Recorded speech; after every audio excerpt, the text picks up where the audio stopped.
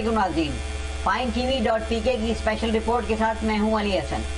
नाज़रीन, ये special report Pakistan में मजदूर यूनियन की तारीख से मुतल्लिक़ है। आप में से बहुत कम लोग ये जानते होंगे कि कायद-ए-आज़म मोहम्मद अली जिन्ना मजदूरों के सबसे बड़े हामी थे और वो all India postal staff union के मुंतखब सदर भी रहे। तो मुलाहिज़ा कीजिए पाकिस्तान में मजदूरों की ट्रेड यूनियन और CBA से मुतल्लिक़ ये रिपोर्ट। दुनिया में ट्रेड यूनियन की तारीख तकरीबन एक सदी पुरानी है कि जब 1919 में बाज़ाब्ता तौर पर इंटरनेशनल लेबर ऑर्गेनाइजेशन यानी ILO बनाई गई। ताहम ILO से कबल भी दुनिया में ट्रेड यूनियन मौजूद थी, लेकिन इसको आलमी सतह पर कानूनी हैसियत हासिल नहीं थी।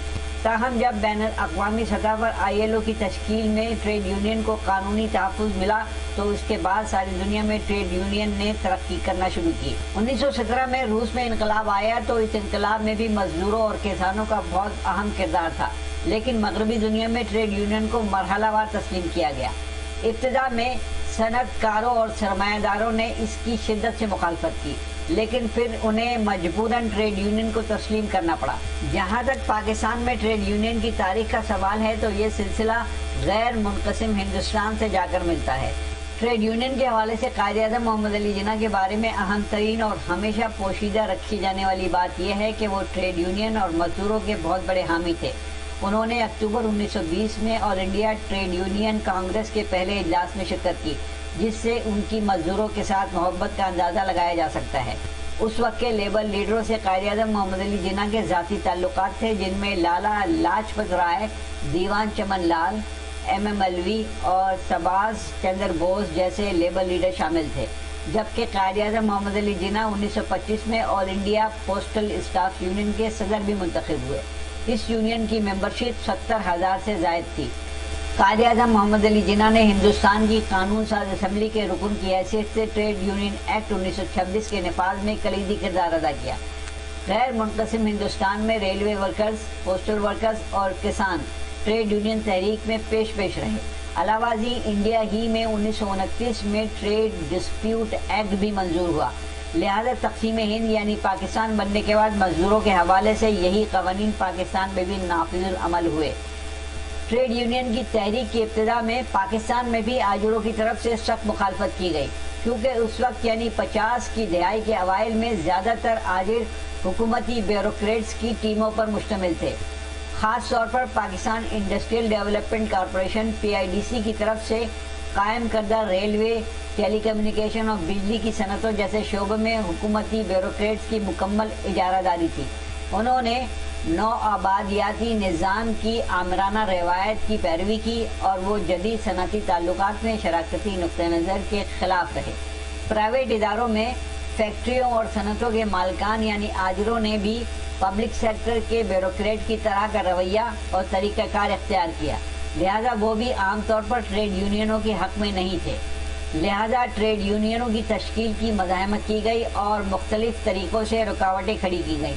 ताहम कुछ सनतें ऐसी हुई थी जहाँ ट्रेड यूनियन सरगर्मियाँ शुरू हो चुकी थी, लेकिन वहाँ भी महदूद पैमाने पर इजाज़त दी गई थी। बादशाह पाकिस्तान के इज्तिमाई सौदेबाजी या CBA का निज़ाम सनती ताल्लुकात ऑर्डिनेंस 1969 के ज़रिए नाफिज हुआ, जो मुल्क में ट्रेड यूनियन तहरीक के लिए एक संगे मील साबित हुआ।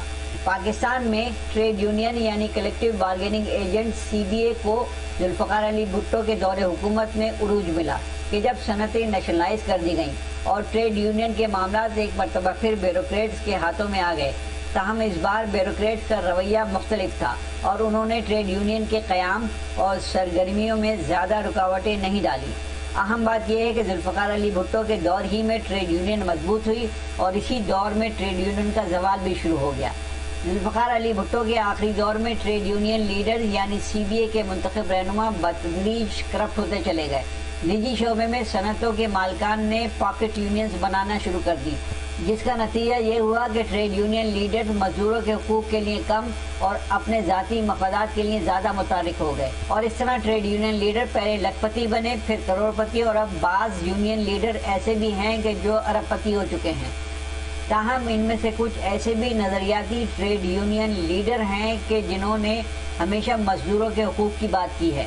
अलमिया यह है कि इन मजदूर लीडरों की आवाज़ करप्ट लीडरों के सामने कमज़ोर होती चली गई और ट्रेड यूनियनों में करप्शन का जादू सर चढ़कर बोलने लगा और यूं आज पाकिस्तान में ट्रेड यूनियन मुकम्मल तौर पर ज़वाल पजीर है। आजकल के हालात में ज़्यादातर ट्रेड यूनियन लीडर्स की ज़बानें सनतों के मालकान के सामने फाली ज़दा हो जाती हैं, लिहाजा मजदूरों के हुकूक पसे पर्दा चले जाते हैं। लेकिन उसी ट्रेड यूनियन लीडर के घर में हर तरफ खुशहाली फैल जाती है। मुल्क में ट्रेड यूनियन का निज़ाम कमज़ोर और यूनियन लीडर के करप्ट होने की वजह से अब तमाम सनतों में ठेकेदारी सिस्टम सराहियत कर चुका है, जहां एक मजदूर के हुकूक तो कुजा उसे ये भी मालूम नहीं होता कि वो अगले रोज़ काम पर आएगा भी या नहीं। हज़ारों मजदूरों को बैक जुम्बिश कलम नौकरी से फारिग कर दिया जाता है और कोई पूछने वाला नहीं है। जनरल ज़िया-उल-हक के दौरे हुकूमत में ट्रेड यूनियन की फेडरेशन की ताकत को इसमें नए धड़े बनाकर तकसीम किया गया और उसके बाद आने वाली तकरीबन तमाम ही हुकूमतों ने मजदूरों की फेडरेशन को बेवक़्त किया और ट्रेड यूनियन की हौसला शिकनी की और निजी सनतों समेत सरकारी इदारों में भी ठेकेदारी निज़ाम को बढ़ावा दिया गया, बल्कि नाफिज किया गया। दूसरे शोबे तो छोड़िए, खुद मीडिया वर्कर आज जिस जिल्लत और रसवाई और गैर यकीनी सूरत हाल से गुजर रहा है वो नाकाबिल बयान है। सारी दुनिया के हुकूक की आवाज़ उठाने वाले मीडिया वर्कर को भी नहीं मालूम होता कि वो अगले रोज़ काम पर आएगा या नहीं। आज किसी भी न्यूज़ चैनल में ट्रेड यूनियन या CBA बनाने का कोई तसव्वुर नहीं, ना ही नए मीडिया वर्कर्स को ये मालूम है कि ट्रेड यूनियन या CBA क्या होती है। अब सिर्फ चंद अखबारात की हद तक ट्रेड यूनियन या CBA रह गई है, लेकिन वो भी शायद अपनी आखिरी सांसें गिन रही है। Pakistan federal union of journalist जैसी तंजीमें तो ज़रूर मौजूद हैं, मगर इनकी हैसियत मालकान के माउथपीस से ज़्यादा नहीं। ये मीडिया हाउसेस से अचानक सैकड़ों वर्कर्स की बर्ताफियों पर एहतजाज तो करती है, लेकिन ये एहतजाज मीडिया हाउसेस के मालकान के साथ तयशुदा एजेंडे के तहत महज दिखावे का एहतजाज होता है।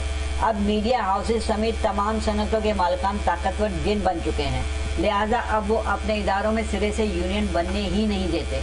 PIA, steel mill, Pakistan railway जैसे सरकारी इदारों में यूनियन तो मौजूद है, लेकिन करप्ट और मफाद परस्त लीडरशिप की वजह से ये यूनियन भी कब्रों में पांव लटकाए बैठी हैं। आज हर सूबे में लेबर मिनिस्ट्री मौजूद है, लेकिन ये लेबर मिनिस्ट्री बदतरीन करप्शन की वजह से मजदूरों के हुकूक का कम और अपने ज़ाती मफादात और सनतों के मालकान के मफादात का ज़्यादा और बहुत मौसर तरीक़ों से तहफ़्फ़ुज़ करती है।